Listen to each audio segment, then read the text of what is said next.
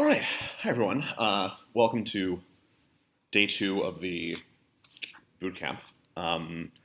I just want to start off reminding you that the next class is on Monday, and then that's the only class that there will be on Monday, on a Monday, and then there's no class on Friday next week. So I was looking at the syllabus for what I had planned to talk about in this lecture, and it was just like so dry and boring. You guys are here to work with data, and it's difficult to motivate all this programming if you don't have any data to work with. And therefore you don't have any like data to write programs for. So I moved some things around in the syllabus, and so I hope things are kind of set up in like a more fun and interesting way. I wanted to. There are some things that I just that are just sort of some details that like should have been in the first lecture, but that I want to cover right now. And these are important details. And the first one is talking about comments in code. So when you're writing an R script or writing any piece of software, it's very useful to have like explanations in English or in whatever like natural spoken language you're using, talking about what the code that you're writing does. So if I'm writing a script here, if I assign 3 to the variable x, and then I want to make a for loop and just like print out the number 5 times for whatever reason, and for some reason I want to describe this, I can use comments. So comments in R start with the pound character, and anything that you write after the pound will not be executed when the code is run. So if I was commenting this code, I would say, store 3 in x, and then print out the numbers from 1 to 5.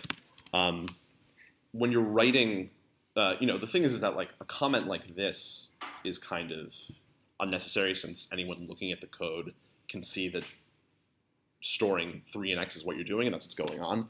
But when you start writing more complicated functions or organizing your code in more complicated blocks, it's nice to have a sentence or a couple sentences about what that code actually does. And the person you're helping the most when you do this is yourself, because I've been on both sides of the coin where like I've looked back at code that I wrote months ago and I didn't comment it because I was in a rush, and I just felt like, oh my gosh, like how does this work? What could this possibly do?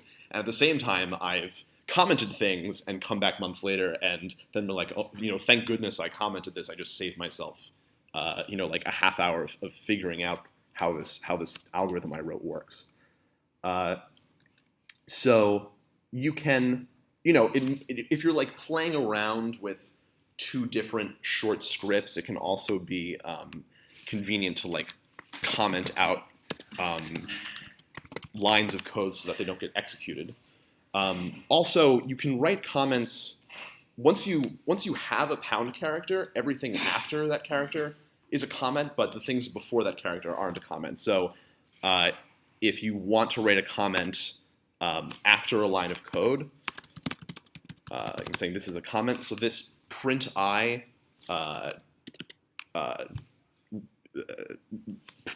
will still be evaluated, and nothing after the comment will be evaluated. So, just to show you, if I say print the number 5, and then I write whatever comment here and I execute that line of code, it prints the number 5, and it doesn't care about the comment where, if I were to delete this, hello exclamation point is not a valid piece of code, and so it'll throw an error and be upset. I did this all day the last time. Okay, whatever. So yeah, so that's how comments work. Another thing is that there are all kinds of functions that just come built in with R, and we used several of them last time, like repeat and C to make vectors and that kind of thing. And if you want to know more about how these functions work, if you just type the question mark character and then the name of the function, in RStudio, it nicely has like this help tab in one of the viewer panes, and you can see the documentation for these functions.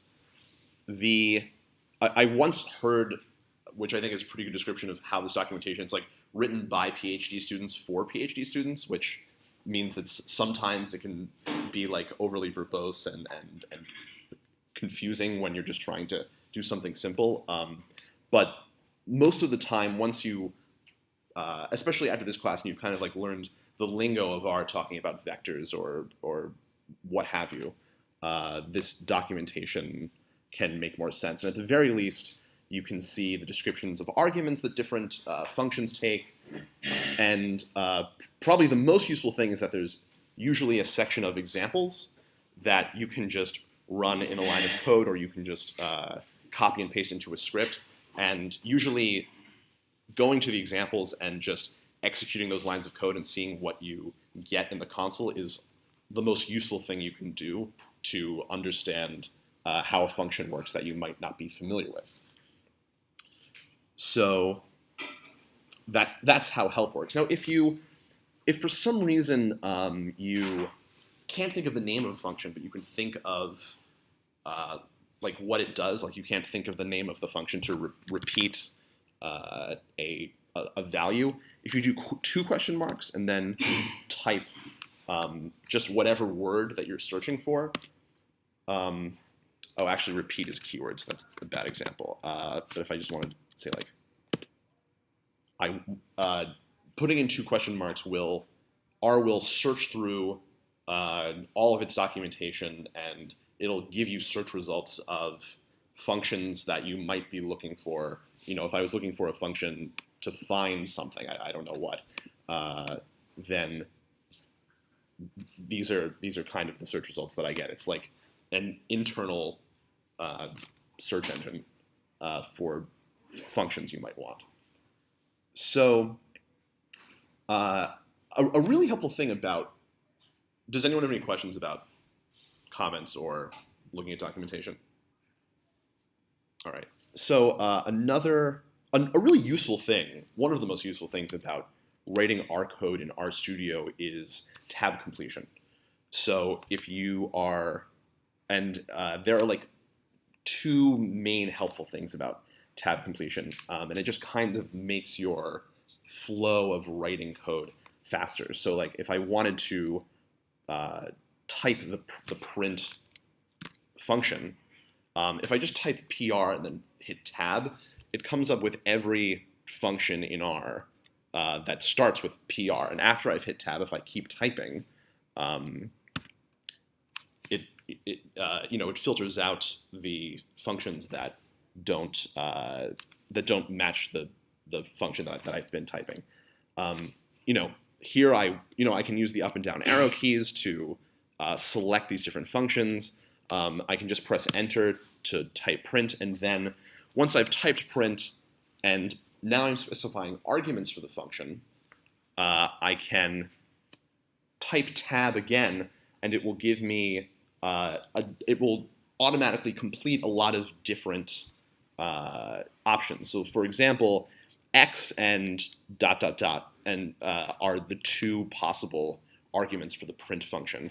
And then RStudio knows that previously in this piece of code that I'm writing, I've defined the variables I in the for loop that I wrote and X at the beginning of the script. And so so I could just easily insert those by pressing enter. And of course, this is more useful when you have longer variable names. And you usually have longer variable names when the variable name represents something, and so like something complex, and so you write the variable name, is like basically a sentence. It's like some long variable name.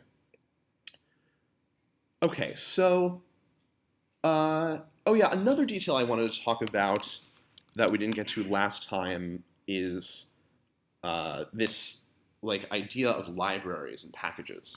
So when we started working with Swirl, I told you to run some code, um, install.packages swirl. So uh, there are and then to start Swirl you had to call this function library and type in swirl. So there are there's a lot of code that just comes with R. There are a lot of functions that just come with R when you install it, and you get access to thousands of functions. But other people write code and they want other people to use it, and so they distribute their functions, and these collections of functions are sometimes called packages, other times called libraries, but both of those words are synonymous.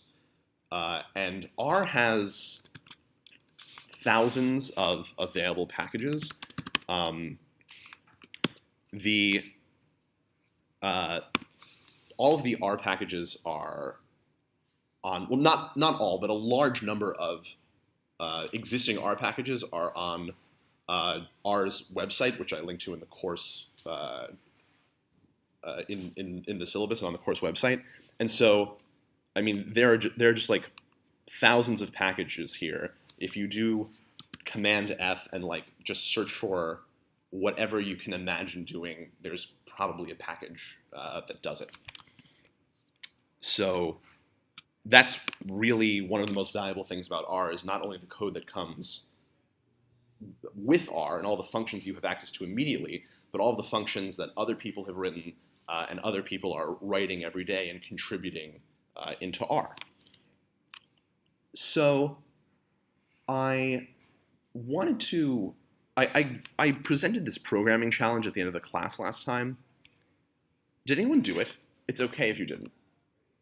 And also, did anyone, I want to do some swirl exercises today, so I just want to get a sense, did anyone do any swirl? If you didn't, it's totally fine. Okay. Did anyone get as far as the functions lesson? Okay. Okay, cool. All right. So we will, I'd still like to do a couple of those lessons.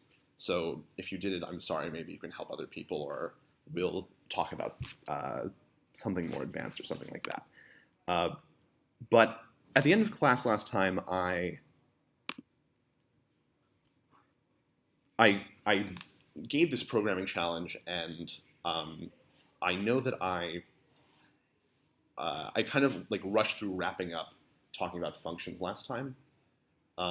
So I'm going to go through it. I'm going to likely go through it again, and then I'd like to pause and have you guys actually do this, and I'll come around and help you guys. And if some people get it before others, you can help each other out, and we'll just see how that goes.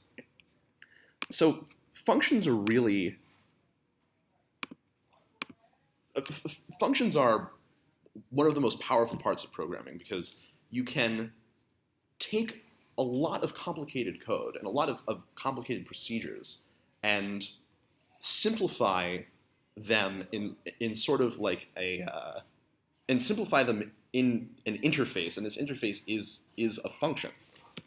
So the way you do, I know we went through this once, so I'll try to do it kind of quickly. Before, I think I was talking about I wrote this very simple function called iprint3. So this is the general syntax for starting out a function. You have you assign it some, it's kind of like a variable name, except it's a function name. You use the assignment operator. You use this keyword function, and the syntax has these parentheses followed by double brackets.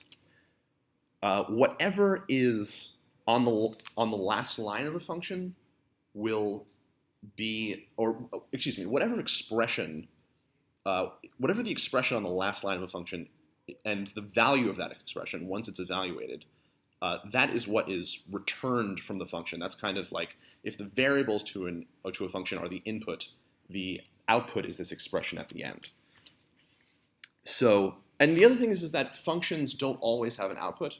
There are some functions that just do certain tasks. Usually those tasks are something like creating an image or creating a file on your computer. And so those don't have values that are returned to the R console all the time. So let's, so I print 3. This would actually be better named for what we're going to do right now is I return 3. So 3 is a very simple expression. It's at the end of this function. If we source this code and then use I return 3, we evaluate this expression and it returns just the number 3. So very, very simple.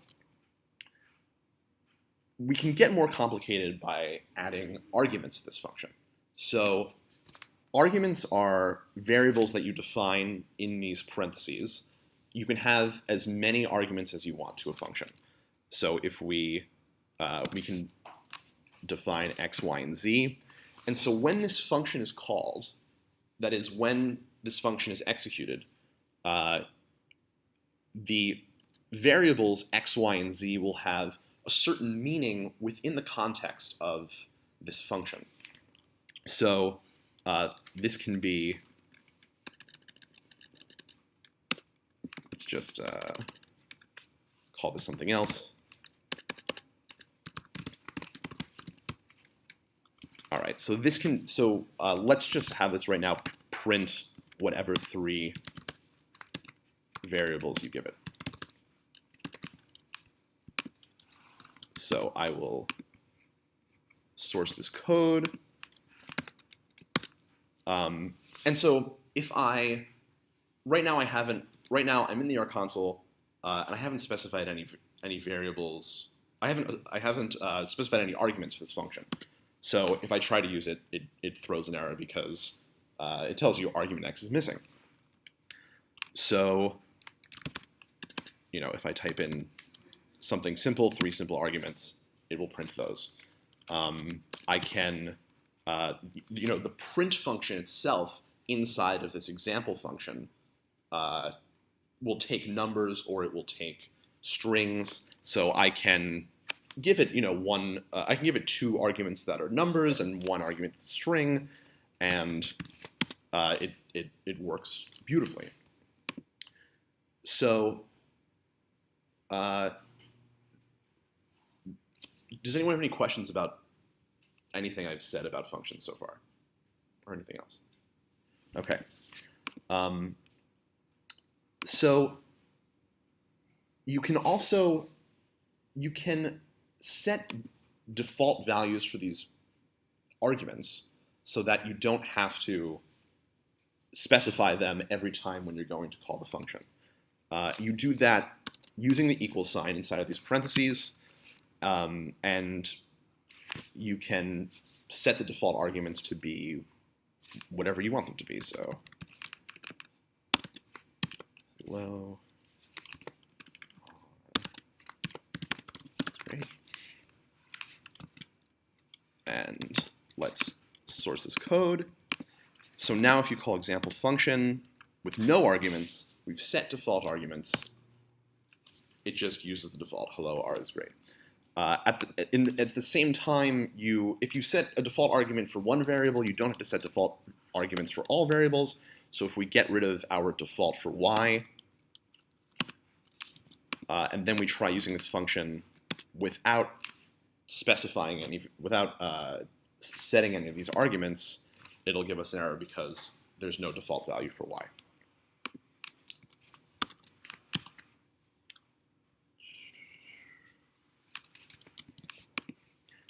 So I wanted to talk about scope a little bit. You might be wondering what happens if I assign, whoops, actually I should make this a lot bigger. What happens if you assign x outside of this function? Does it have any effect on what's going on inside the function? And the answer to that question is it depends, actually. So if you So here we define x. We have all default arguments for this function, and if we call this function, it's not totally intuitive what's going to happen here, but if we call this function, we can see that assigning x to 4 had no effect on what's going on inside the function. But let's say we call this a, and then inside the function we say, instead of printing c, we print a. So there's no definition for a inside of the arguments of this function. So what's going to happen? Is it going to default because it can't find a? Is it going to print 4? And you can see, oh, I didn't call it. If you can see that it actually prints 4. And so what's going on here is that R is looking for this variable a, and what it does is it goes through and looks through a series of what are called environments. Environments are advanced data structures in R, and you don't need to know that much about them for the purpose of this course. But what you do need to know about them is that environments are where R stores variables. So you've got data that's stored inside of variables, and then those variables themselves are stored in an environment. If you're looking at your RStudio screen, you can see down here there's this whole tab for environment, and it says global environment. The global environment is kind of the highest environment, the environment that contains everything that R is doing. And so when you're outside of a function and you just assign 4 to a, that value 4 is stored inside the variable a, and then a is stored inside of an environment, the global environment. Each function, once you're executing code inside of the function, in other words, once you call a function and then the function is going through the individual expressions in that function has its own environment, and it's a local environment. So what happened when I executed this code was when I executed this function, example function, R started on the first line of the function. It said, okay, print x. X is a variable. And then R started looking for what environment that variable x is stored in. So the first environment that R checks is this local environment that's inside the function. X is defined in this local environment because it's an argument to the function.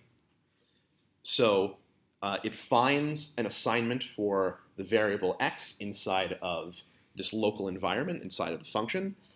It finds that the value of x is hello, and so it prints hello. When it goes to print y, it does the same thing. When it goes to print a, it looks inside of the local environment inside this function. It can't find a variable called a. So it goes to the next environment in this hierarchy, which is the global environment, and it finds an assignment for the variable a, and a has the value 4, and so it prints 4. I know this is like, getting kind of meta with like things sorting things, but does everyone understand how that works? Okay. Okay, so I am going to pause this